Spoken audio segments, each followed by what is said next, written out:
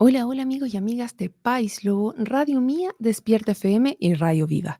Soy Rocío Gambra y esto es un nuevo Política Podcast. El día de hoy nos vamos a alejar un poquito de lo que es política, pero vamos a ver cuáles son los análisis que pasan después, los efectos que tienen muchas veces las políticas en la economía y cómo distintas cifras nos van afectando no solo a nivel local, más bien a nivel internacional, porque ayer vimos eh, algunos titulares que decían que estábamos frente a una de las peores caídas de Wall Street y de la bolsa Nikkei después de 1987.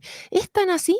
¿Por qué se debe? ¿Por qué este titular es muy sensacionalista? ¿Es solamente un lapsus? ¿Se recuperó el día de hoy? Y para entender todos estos temas, invitamos el día de hoy a Francisco es Castaña, que es profesor de la Universidad Central, es economista también. Castañeda, perdón. ¿Cómo está, profesor Francisco Castañeda? Sí, bien. ¿Cómo estás tú, Rocío?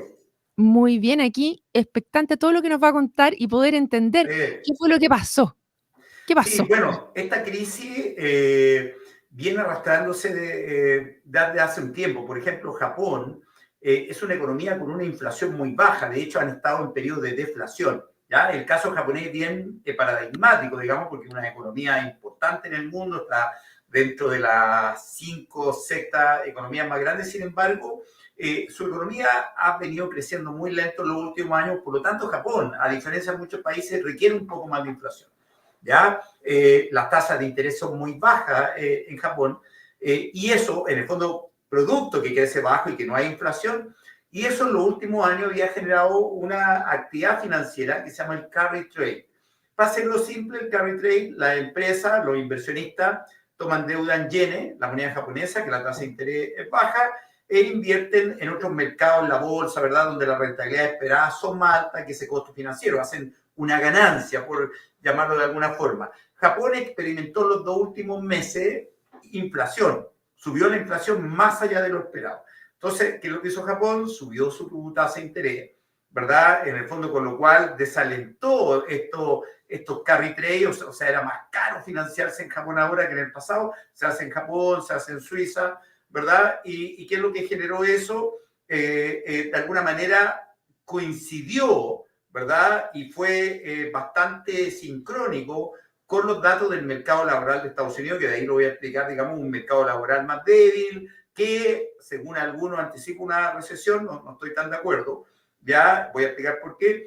Entonces, aquí esto está mostrando, Rocío, la sincronía de la economía global. La primera gran crisis global que tuvo el mundo fue la crisis asiática el año 97-98. Esta Ujú. comenzó en Asia, se esparció a Rusia, se esparció a Turquía y a través de los flujos comerciales, de los flujos financieros, se esparció a la Latinoamérica, a Estados Unidos y obviamente a Chile. O sea, Chile desaceleró un par de años producto de esta crisis asiática. Ahora nos encontramos de alguna forma que este carry trade, ¿verdad? Este endeudamiento barato en moneda japonesa, para comprar acciones, ¿verdad? En otras partes del mundo. Hay que recordar que las 7 grandes empresas tecnológicas, ¿verdad? Facebook, Nvidia, Microsoft y todas estas han crecido su patrimonio varias Ujú. veces, ¿verdad? O sea, han subido fuertemente producto de la innovación tan constante que ya tienen, entre ellos la inteligencia artificial. Sin embargo, uno va y dice, bueno, parte de este aumento del precio de esta empresa, ¿verdad? De estos activos, ¿no será un poco especulación también? ¿O no? ¿No será que hay una burbuja? El concepto Ujú. aquí técnico de burbuja, una burbuja financiera que se creó a raíz de las tasas de interés muy bajas en Japón y que Japón ahora enfrenta inflación. Japón quería más inflación. Eso es lo, sin embargo, se fue un poco más allá de lo esperado y el Banco Central de Japón subió su tasa, con lo cual le aguó la fiesta, ¿verdad? A los carry traders, a esta especulación financiera que ocurre en los mercados, donde toman deuda en yenes y la invierten en otros activos financieros, principalmente acciones, con lo cual me imagino que la bolsa norteamericana y sus diferentes, el Nasdaq, el Standard Poor's y Dow Jones se habían beneficiado de esto y se produjo una corrección gigantesca, ¿verdad? El día lunes Ujú. el Nikkei, bien como tú dices, la bolsa, un poco para explicarle a la gente. En Chile nosotros tenemos el IPSA, Índice de Precios Selectivos de Acciones. están las 35, 40 empresas más grandes. ¿En qué grande? En el patrimonio bursátil, o sea, lo que tienen los dueños, desde la señora Juanita hasta grandes empresarios que tienen sus posiciones en estas empresas. Entonces, lo que cae en la bolsa, ¿verdad? En Estados Unidos, con el Nasdaq, el Dow Jones, Standard Poor's, y lo que cae en Japón es el patrimonio de esta empresa, el valor de la propiedad que los inversionistas tienen cae, y cae, en el caso, por ejemplo, cayó 3%, ¿verdad? De un día a otro, es una pérdida gigantesca. O sea, para hacerlo simple, si alguien tenía $100 en una acción, esta acción de un día para otro cae a 97. Ya, o sea, 3% es mucho, porque uno no sabe si los días siguientes va a seguir cayendo. Entonces empieza como la sensación de nerviosismo sobre los inversionistas, sobre todo que la posición que ellos tienen, estas inversiones, ya me refiero a los grandes inversionistas, está toda apalancada, financiada con deuda barata que había en Japón, que ya no es barata. ¿Ya? Entonces, el punto está, simplemente para desdramatizar un poco, hoy día la bolsa se recuperó en Estados Unidos, se recuperó en Chile y se recuperó en Japón. En Japón hoy día es el avance histórico más grande, digamos, en mucho tiempo. Entonces, ayer la caída más grande hoy día es el avance más grande de la bolsa. Ahora, sí hay un dato aquí que está metiendo ruido, ¿verdad? Y que el Banco Central de Chile tiene que tomar nota, ¿verdad? Voy a escribir algo de esto. Es que en el caso de los datos de Estados Unidos, el mercado laboral se está deteriorando. Un poco para poner en contexto, estamos hablando de una tasa de desempleo del 4,3%. Lo que pasa es que ha subido, en los últimos meses, ha subido 5 veces. ¿Ya? Del 3 y tanto al 4,3. Entonces aún están dentro del rango razonable. Hay que recordar que la tasa de desempleo en Chile es más cercana al 8 y sobre el 8%. Entonces Estados Unidos es una economía dinámica, fuerte, pero su mercado laboral se está deteriorando. Ahora la palabra deterioro es muy fuerte porque en general la economía norteamericana sigue creando empleo, se crearon menos empleos de lo que se esperaba. Se esperaban 200.000 empleos, se crearon 120.000. O sea, a pesar de que la tasa de desempleo aumenta, se siguen creando nuevos empleos, ¿verdad? Y de alguna forma el mercado laboral está mejor que hace unos años atrás. Lo que sucede es que Estados Unidos, ¿verdad? Tiene una tasa de interés, ¿verdad? Que tú sabes, la tasa del Banco Central de Estados Unidos, que se llama Reserva Federal, la Fed, tiene una tasa, ¿verdad?, que ha estado mucho tiempo entre el 5 y el 5,25, ese rango, para llegar a la inflación, meta de inflación del 2%. En Chile la meta de inflación que tiene el Banco Central, por llamarlo así, es 3%.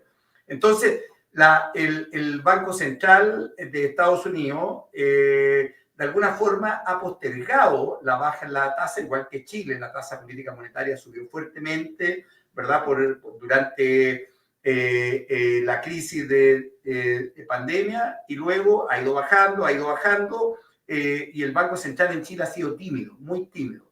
Y el Banco Central de Estados Unidos, la Fed, también ha sido bastante tímido. Antes de ayer la noticia era: no, vamos a esperar septiembre para ver qué hacemos. Ahora, la próxima reunión de septiembre que tenga la Fed, ¿verdad?, para tomar decisiones de la política monetaria y bajar el costo financiero, ¿verdad? En el fondo, no hay duda que con esta noticia, en el fondo probablemente van a tener que bajar la tasa de política monetaria a unos puntos, digamos, en lo tradicional, 25 puntos base, porque efectivamente el mercado laboral está mostrando cierto riesgo, ¿verdad?, de subir su tasa de desempleo, y eso efectivamente es un riesgo para recesión. Entonces coincidieron estos dos fenómenos: mayor inflación en Japón, Japón sube su tasa de interés, se rompe el carry trade, se rompe este endeudamiento barato, dejan de comprar acciones o se proyecta un menor valor de acciones. Esto es porque los mercados son instantáneos en términos de información. Eso hace caer la bolsa en Estados Unidos, a lo cual se adiciona los datos del mercado laboral, que son malos, sin embargo no son estrictamente malos, digamos, como unos años atrás. O sea, son resultados más bien mediocres, por llamarlo de alguna forma, lo cual le deja una gran tarea a la Reserva Federal de Estados Unidos, que es ser más rápida, actuar más a tiempo con la baja de tasa de política monetaria, un poco para no tener estos efectos indeseados en el mercado laboral. La lección para Chile, ¿verdad?, es que efectivamente la economía, su proyección de crecimiento, llegó a estar hace unos meses al 3% de crecimiento este año, ya está entre 2,3 y 2,5, y de ahí que la necesidad que el Banco Central de alguna manera tome alguna medida. Efectivamente, la inflación ha estado dura, ¿verdad? En un rango ya del 4%, bastante razonable. Sin embargo, por otro lado, existe la noticia del mercado laboral, que tanto en Chile y en Estados Unidos Mm. no son de las mejores. ¿Por qué, a pesar de que se ve, incluso se hablaba de pleno empleo en Estados Unidos, se habla ahora de una recesión con estos números que usted nos señalaba que han ido aumentando de a poquito? ¿Qué factores podrían estar incidiendo para que el empleo no haya crecido lo suficiente? ¿Es un tema político o es un tema de política pública, de conocimiento, o sea, de lo que se cree dentro del mercado? ¿Por qué?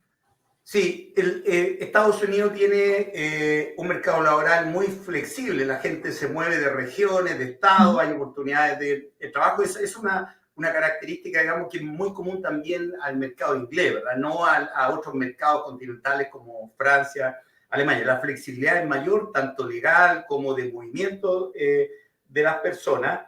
Y al mismo tiempo hemos visto que hay una serie de fenómenos, ¿verdad?, en Estados Unidos y en el mundo que tienen que ver con la inteligencia artificial. O sea, la inteligencia artificial, incluso de acuerdo al FMI, digamos, al Fondo Monetario Internacional, ha sacado algunos artículos en los últimos meses que hay un tremendo desafío a los mercados laborales, porque si la gente no es reentrenada, reeducada para enfrentar la inteligencia artificial, para poder utilizarla, para seguir en los empleos, ¿verdad?, que van a requerir mayor tecnología, esto puede generar un desempleo estructural.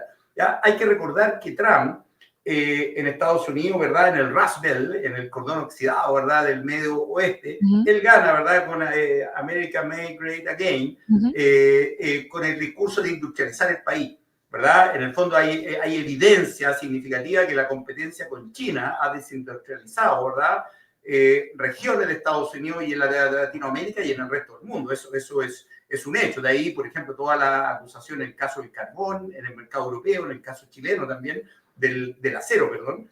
¿Ya? ujú, Entonces, hay un tema de que Estados Unidos pierde potencial industrial en términos de desarrollo, por ejemplo, de la industria automovilística, etcétera. Hay que recordar que Biden, 2 meses atrás, un poco en campaña, le mm, colocó aranceles a China para los vehículos eléctricos, ¿verdad? Para que Estados Unidos de alguna forma vendiera sus propios vehículos eléctricos. Esa sola noticia, ¿verdad? Ya está mm, indicando que hay un tema político, pero los temas políticos reflejan temas sociales. ¿Ya? claro. Más allá que le quiera quitar los votos a Trump siendo más proteccionista que Trump, ¿verdad? Hay un tema que efectivamente la competencia con China desindustrializa a los países y le pone más presión al mercado laboral. Y eso ha sucedido en diferentes sectores textiles, en el caso chileno en el pasado, ¿verdad? En el caso del acero, ¿verdad? Tanto en Chile como en Estados Unidos y en Europa. Y al mismo tiempo, esto está reflejando que la política pública tiene un desafío muy grande, porque las personas se están educando en la universidad, en los centros de formación profesional, en los institutos, hablo en general, y sin embargo requieren nuevas habilidades, ¿verdad? Mm, En la cual el sistema educativo tiene que ser capaz de proveer esas nuevas habilidades, escuchar al mercado, entender lo que requieren las empresas, y eso de alguna forma en Estados Unidos no está funcionando adecuadamente. Hay que recordar, ¿verdad?, que Estados Unidos, a pesar de todo, es un país con una desigualdad muy grande, ¿verdad?, con bastantes bolsones de pobreza, ¿verdad?, y con indicadores de desigualdad no al nivel de un país desarrollado, ¿verdad?, como en el fondo podrían tener otros países. Entonces yo creo que hay una serie de factores. Está el factor político en términos del mercado laboral, la fuerza laboral requiere, me imagino, en algún aspecto hay una élite muy potente, por supuesto, en Estados Unidos, pero hay una gran masa laboral que requiere,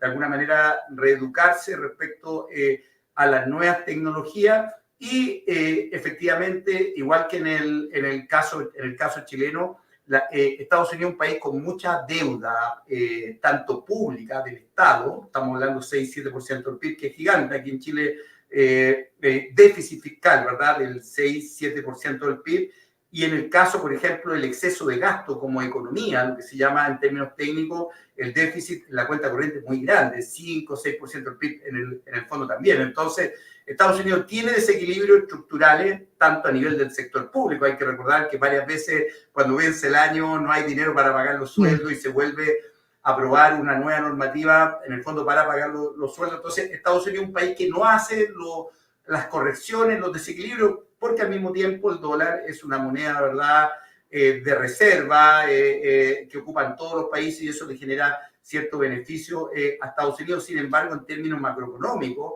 es una economía con desequilibrio importante y efectivamente donde no se han registrado estos desequilibrios de manera significativa en la inflación.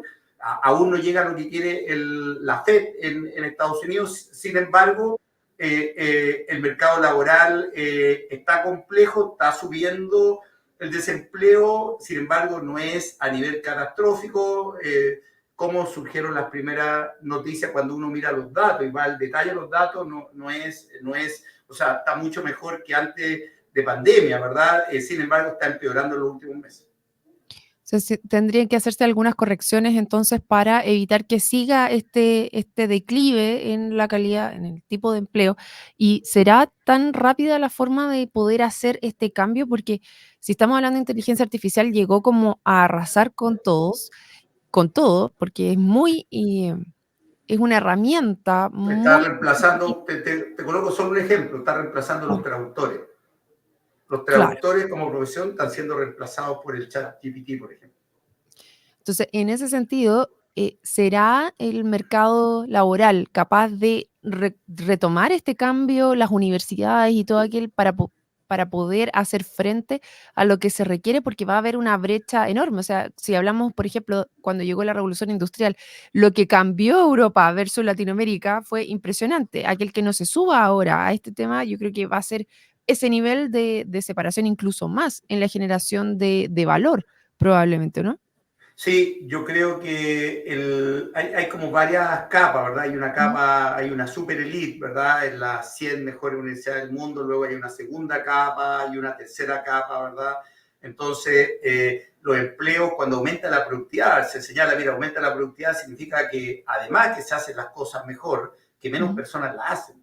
Es Claro. inevitable que el leitmotiv de la productividad, bueno, la productividad te obliga a que la economía en sectores que de alguna manera emergen hace que otros sectores declinen. Y esos sectores que declinan de alguna manera ya no contratan la mano de obra como antes, Mm. ¿verdad? Porque están declinando, están desapareciendo, no se han modernizado. Entonces, es un desafío, es un desafío muy importante para Estados Unidos. Y hay que recordar que Estados Unidos, de alguna forma, es el principal comprador de bienes del resto del mundo, tanto de China como de Japón, como de Europa, como de Latinoamérica.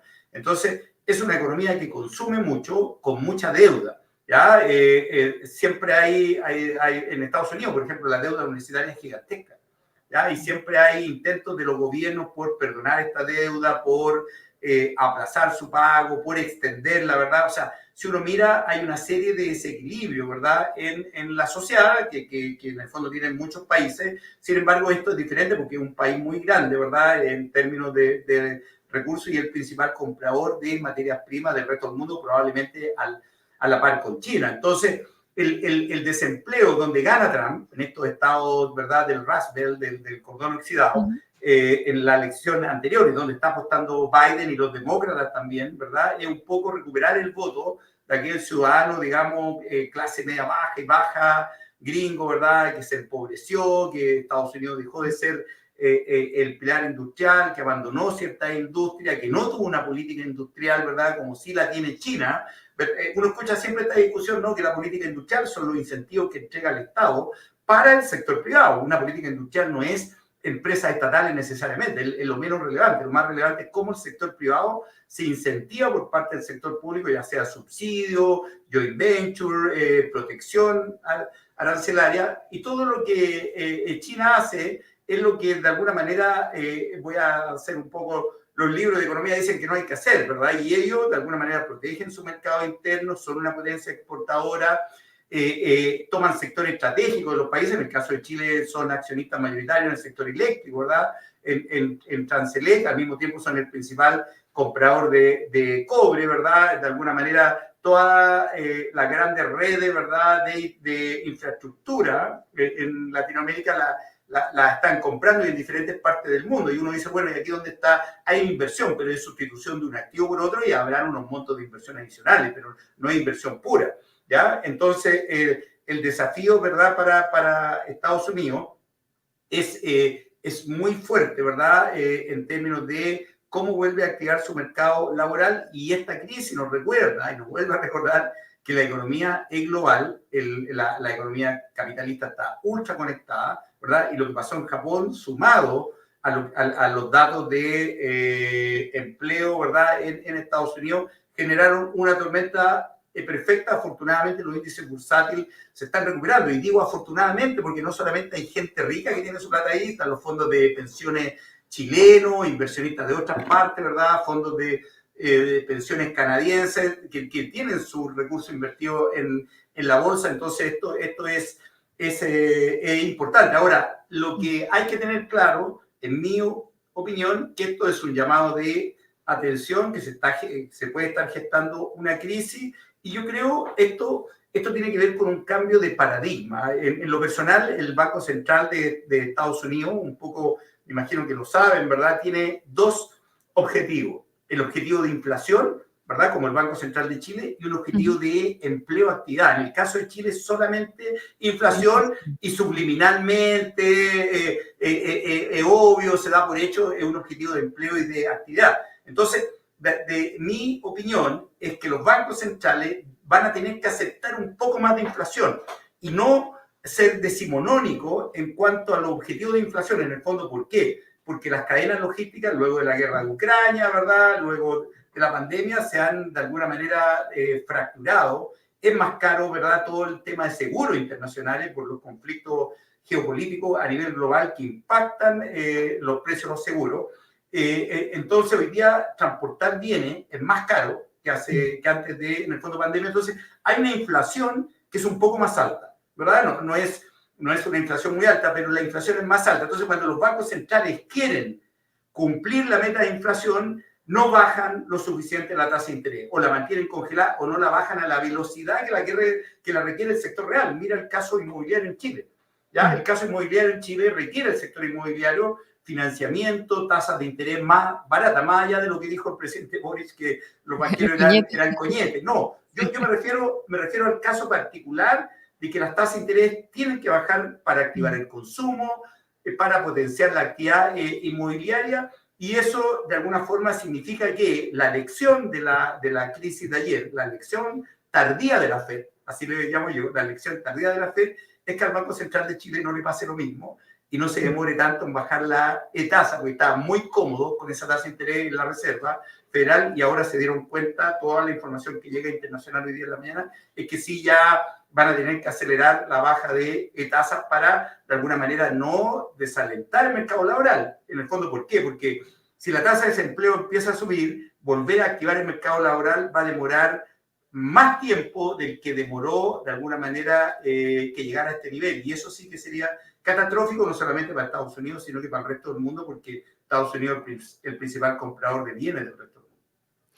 Y dentro de eso, que me quedó dando vuelta esta frase de que Estados Unidos es un lugar que consume mucho, pero con mucha deuda. Y también que se va generando ciertas burbujas económicas que en algún minuto pueden reventar y generar estos desbalances.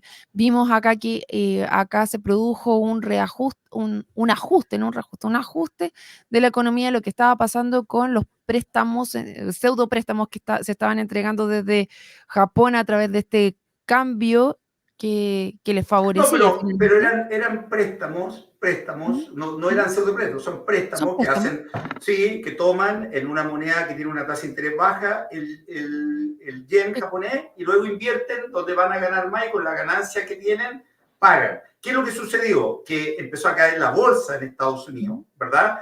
Y simultáneamente subió el costo de financiarse, por lo tanto, luego estaban comprando activos que valían menos y se estaban quedando con una deuda más cara.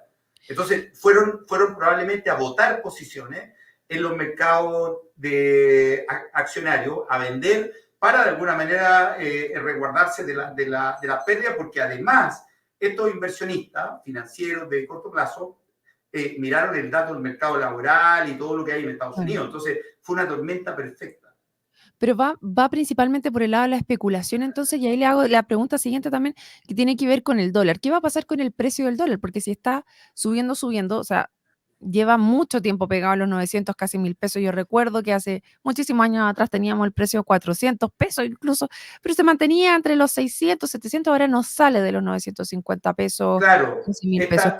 esta incertidumbre hace que a nivel global, ¿verdad? El dólar como moneda de resguardo, ¿verdad? Ujú. Muchos inversionistas, incluso bancos centrales y todos toman más posiciones en dólares, y eso es lo que vemos, un fortalecimiento del dólar, y en el caso chileno una devaluación del peso, ¿verdad?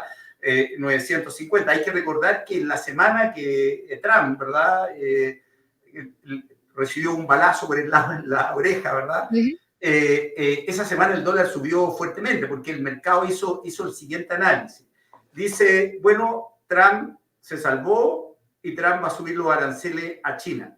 Si Trump sube los aranceles a China, de alguna manera el precio del litio y el precio del cobre van a caer, porque de alguna manera China no va a poder exportar y va a tener que destinarlo a su consumo interno, ¿verdad? Y los mercados de minerales críticos, por llamarlo de alguna forma, van a ser menos dinámicos, y eso va a tener un efecto negativo en el caso chileno por el lado del precio del cobre y del litio, menos dólares en la economía chilena, y eso hace devaluar el peso de los 900 a los 950 pesos.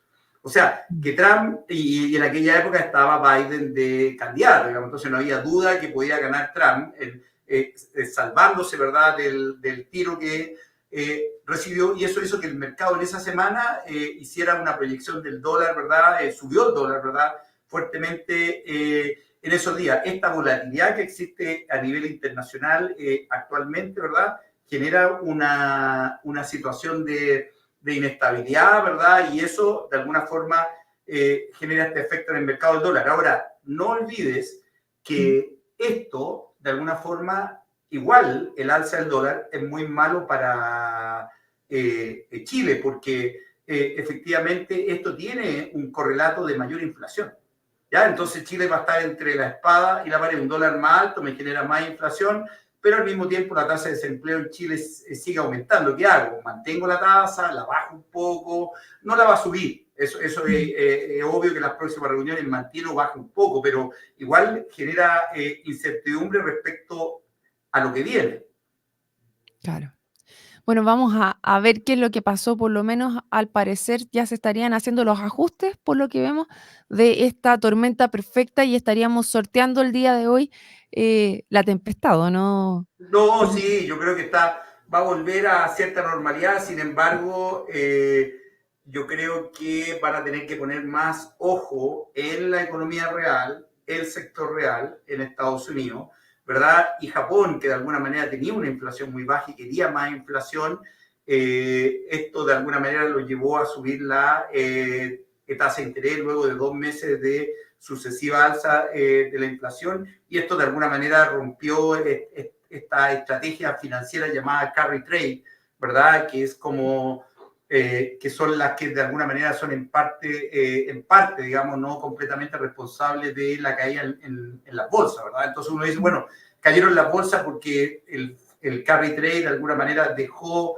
de ser tan dinámico, entonces había menos inversionistas comprando acciones porque estaban tomando ya menos deuda con la noticia que había más inflación y que la tasa de interés iba a subir, o un mercado laboral más deprimido, hay más gente desempleada, por lo tanto compran menos bienes, menos alimentos, y eso hace caer el precio de la empresa en la bolsa en Estados Unidos. Lo que sí está claro es que las empresas tecnológicas han subido mucho su valor, y lo que algunos hablan, ¿verdad? Y eso es que hay una corrección natural en los precios de los activos, en este caso los precios de la bolsa, porque había muchas, en estas 7 empresas, digamos, que son las Mm. tecnológicas grandes, había una exuberancia muy fuerte en su precio, o sea, algo que no era sostenible a largo plazo. Entonces, se piensa que esto puede ser una corrección, ¿verdad?, respecto a su precio de largo plazo.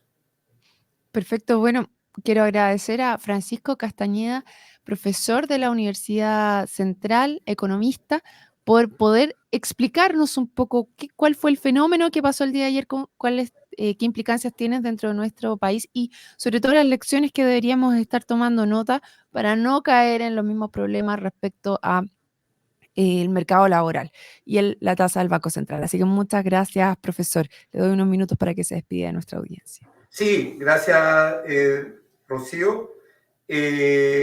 Bueno, estos eventos son inesperados, ¿verdad?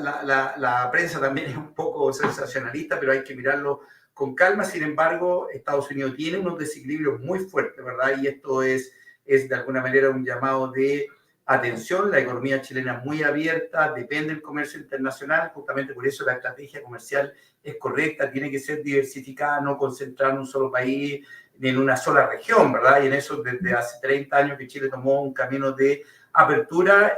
Sin embargo, el Banco Central debería tener un ojo más intenso en el sector real, en el caso de Chile, en la economía real, lo tiene, por supuesto, pero con un sesgo mayor, un poco para ir compensando esto de, bueno, tengo un poco más de inflación, pero tengo una tasa de interés más baja, la cual no solamente beneficia al consumo, la inversión, al sector inmobiliario y a las empresas, ¿verdad?